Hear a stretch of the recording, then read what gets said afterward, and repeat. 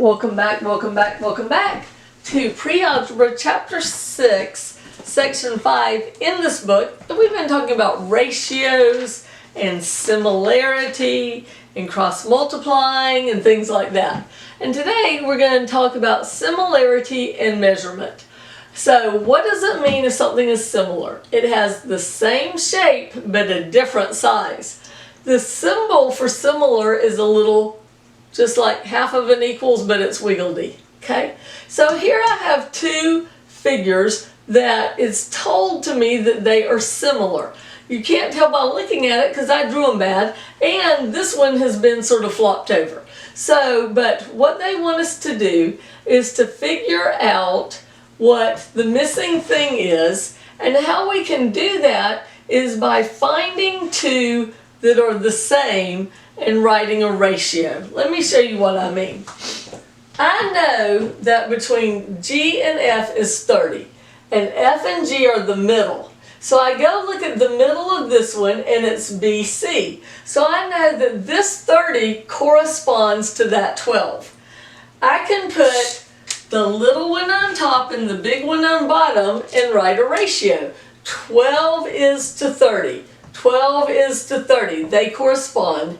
As the side that I need to find out is HE. So I see H and E are on the edges. So I need to look on the edges of this one, and it's A and D. So it corresponds to this one. So X and 16 correspond.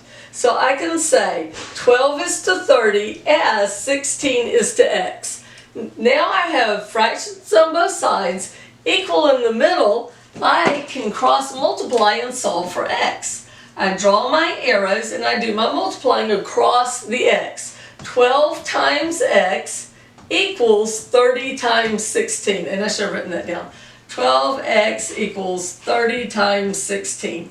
And 30 times 16 is 480. I bring down what I don't mess with. And now I ask the question, why is X not alone? It's being multiplied by 12. So we do the opposite. The opposite of multiplying by 12 is dividing by 12. And what you do to one side, you do to the other.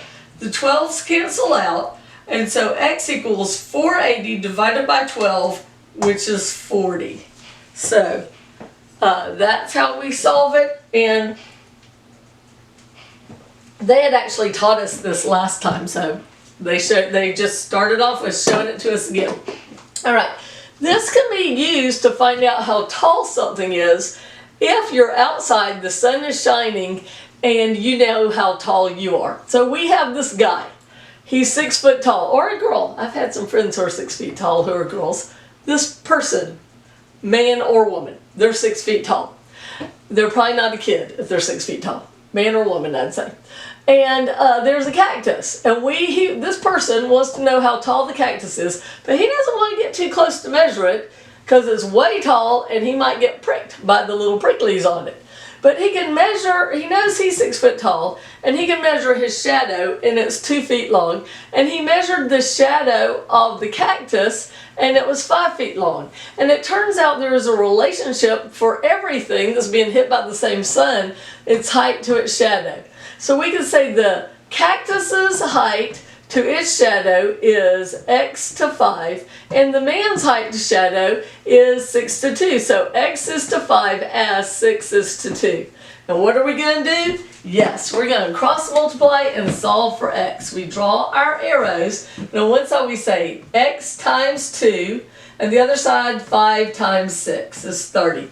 Why is X not alone? It's multiplied by 2, so we do the opposite. We divide by 2. What we do to one side, we do to the other.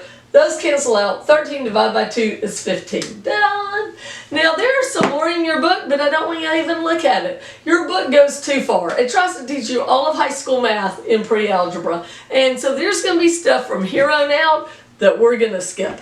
So we're skipping example 3 and anything else in that chapter. This is all I want you to know. All right? Math is great. See you next time.